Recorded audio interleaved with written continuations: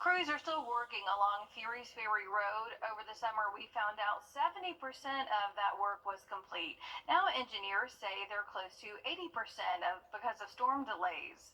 Your Taylor Martin joining us now live in the studio this morning with how people who were living there are feeling about this slight delay. Well, neighbors we spoke to say it gives them an ease of mind knowing progress is being made.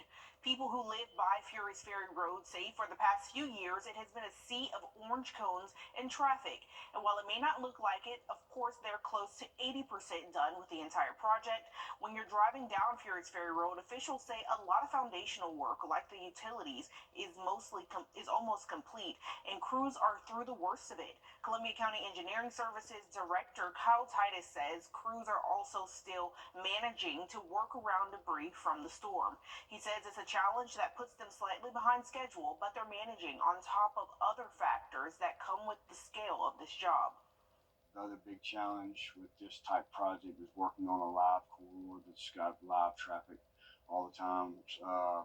Not just from a logistical standpoint with road construction crews working across the road, but it's also a safety standpoint. Engineering says they're projected to be on pace to be finished by the fall of 2026. All right, yeah, I mean, besides the storm, you've got businesses, you've got neighborhoods, you have so many schools. So, yeah, a lot that they have to deal with to try to get this done. Thanks for that, Taylor. The storm also impacting a popular place to walk. Crews continue to clear debris away from the Augusta Canal. The towpath is closed, and it could be May at the earliest before it reopens. The Augusta Utilities Director says the plan is to bring in heavy machines next month. This is for Phase 1 of cleanup. He says in Phase 2, they'll have to drain the canal, even though they don't really want to. We don't want to do it. We recognize that's the heavy watering season, and everybody's getting ready for the tournament. And everybody's obviously got to have grass in their yards where they used to have trees. So we know there's going to be a high water demand, but we've got to do it in order to restore the embankment and the banks along the canal. He says altogether the cost could reach up to $10 million to restore the canal. He added the department will work with FEMA to see what's eligible for reimbursement. A former airman assigned to Fort Eisenhower is sentenced to federal prison. The U.S. Attorney for the Southern District of Georgia says 33-year-old Jacob Butler will serve 7 years behind bars. He pled guilty to possession of child pornography. Butler will also have to register as a sex offender and complete 15 years of probation after that. Plus, a judge decided that he will owe restitution to the victims. Further investigation is also pending. The Fulton County First Alert Radar, powered by Jim Hudson Automotive Group. Tempers are now flaring over Georgia's new school voucher program. Republican lawmakers, once pushing for the funds, are now pushing back against it. Your Abby Kasouris explains why. The schools on the list remain in flux. The governor's office of student achievement had until December 1st to release the list. As we reported, they met that deadline, but then pulled the list several times since, first citing outliers in the data. Now they're pushing all the questions off to the governor's office. It is government run amok when you have a state agency that is not following the directives of the enabling legislation. Jeff Hubbard, a former teacher, opposed the program from the start. The Promise Scholarship Act passed with no votes to spare. The Associated Press is reporting that some of the state's Republican leaders are frustrated. They say that eligibility requirements are not what they agreed to. The Education Savings Authority, a body created by the law, issued a rule allowing for any student in a school's attendance zone to be eligible for the scholarship, even if they don't attend the failing school. For example, if a middle school is on the list, elementary and high school students who live in that zone can also apply. This includes hundreds of thousands of students. Speaker Pro Tem Jan Jones told the Associated Press that the eligibility list is not what they agreed to. The head of the House Education Committee, Chairman Chris Irwin, says if the agency does not make changes, he'll prepare a bill to force their hand. You're setting the own program up for failure. So the poorest of the poor can't access it, so who's going to get to it? Change the rules. Let all the kids in an attendance area go in order to try to save the program and make the legislation worthwhile. That is not what they meant. That is not what they passed. Hubbard printed state maps that detail the most recent iteration of the lowest performing schools and then the private schools in the state. But when you have this, it is more than just an educational story, it's an economic story. And so when you look look at the private schools versus the lowest 25% of public schools, we literally have 200 plus miles of Georgia where people don't even have a private school they could go to. Next year, lawmakers will vote on program funding, which is limited to 1% of the state's budget, $140 million for more than 21,000 vouchers. Voucher eligibility will be prioritized based on household finances. If there are still too many applications, there will be a statewide randomized drawing. In Atlanta, I'm Abby Kasouris. Okay, thanks for that, Abby. We do have some more information on this on our website, wrdw.com. If you come here to this article, school voucher program covers every Augusta student, and we'll scroll down here to the bottom. This will give you the list of schools on the list. The bulk of them coming in Richmond County here. We're talking elementary, middle, and high schools all across Richmond County. You've also got Emmanuel, Hancock, Jefferson, Jenkins, McDuffie, Washington, and Wilkes. Again, you can find this list up on our website, wrdw.com. There's also more information on the law as well. So everything you need to know right here on this article. Again, school voucher program covers every Augusta student. Let's go ahead and take you outside here, giving you a lot. Drier, especially into Sunday, which we'll look at coming up in just a little bit. We're approaching 6:32. All right, thanks, Tim.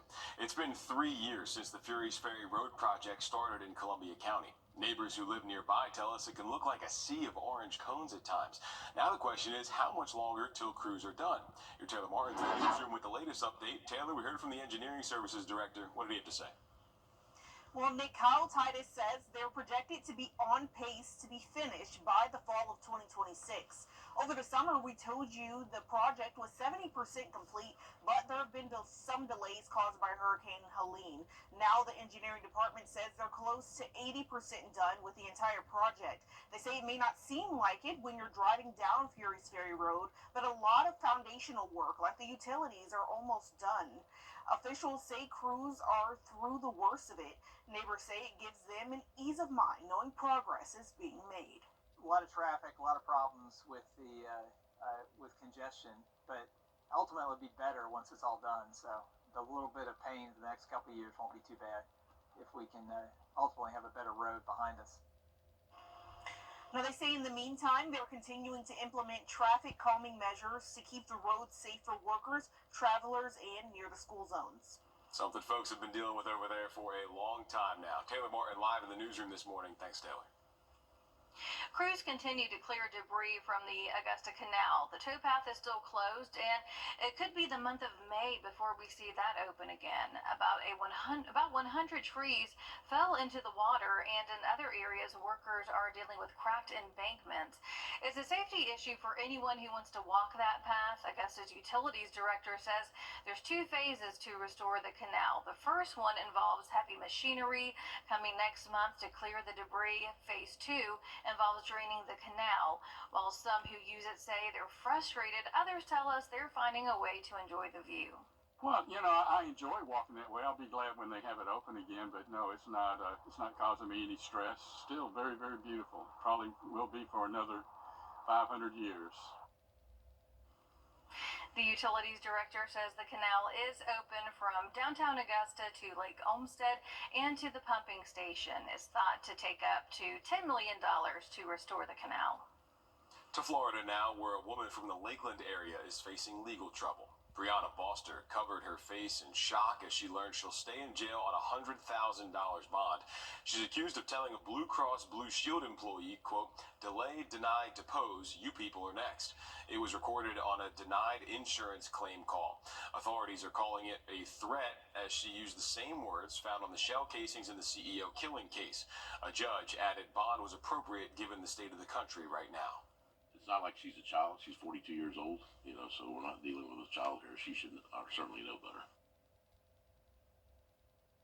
An affidavit says she told police she wasn't a danger to anyone nor had any guns. She could face up to 15 years in prison for what she said. Now to a developing story out of South Carolina. Spartanburg County deputies say that a woman called 911 to report she shot 2 people at a motel yesterday. Deputies say when they got to the scene, they found 2 people dead inside a room. The woman was taken into custody to be interviewed. No word on if she's going to be charged or what led up to that incident. New this morning, Jenkins County deputies took to social media about an increased presence today at one school. They say a gun was shot near Jenkins County Elementary yesterday behind the gym. Deputies say no one was hurt and it was not a targeted attack. The sheriff's office says school will continue like normal today as their deputies patrol as a precaution. Attorneys for Jamie Komorowski are calling her sentence to be reduced. She was the woman who pled guilty to driving under the influence in Folly Beach last year, then crashing into a newlywed's golf cart, killing the bride. Komorowski was sentenced to 25 years in prison. A new motion, her attorneys say that ruling was unwarranted and disproportionate compared to other cases. South Carolina law allows a trial judge to reconsider a sentence within 10 days. It'll be up to the judge who gave her 25 years behind bars to review that motion. The head of South Carolina's public school system wants to see more funds dedicated towards teacher pay, but also some to support rural schools and their students. Superintendent Ellen Weaver says she wants to propose more than $100 million be spent through two ideas. One is a new program that would prepare kids for careers in computer science and cybersecurity. The other, she says, if an infrastructure bank could be established, that would help rural and charter schools afford improvement projects. To maintain what are in many cases schools that are decades old. I mean, we're talking 50, 60, 70 plus years old. This truly is the most foundational thing that we can do to ensure that our students are successful, not just in school, but in life. Her budget requests also include $30 million towards the Education Scholarship Trust Fund, a controversial program state leaders want to figure out how to make constitutional. Lawmakers will hear everything she has to say when they return next month. We're still working to find out what caused an accident on I-20 in Aiken County and if there are any injuries. You're taking a look at a couple of photos that our employees shared with us. The crash happened at 3:45 yesterday afternoon on the westbound side near Bettis Academy Road. You can see right there that car just rolled on its side with cracks in the windshield. Traffic didn't start moving again until about an hour later. A recent internet outage happened near Grovetown, and Columbia County deputies report it's because someone stole the cable. The sheriff's office says it happened on Horizon Parkway sometime Sunday. Officials say AT&T sent an employee to investigate what happened, and they found about 200 feet of fiber lines and copper cable cut and missing. The company had to replace about 350 feet because the cuts had been made in the middle of those lines, and they connected to a utility pole. No suspects have been identified just yet.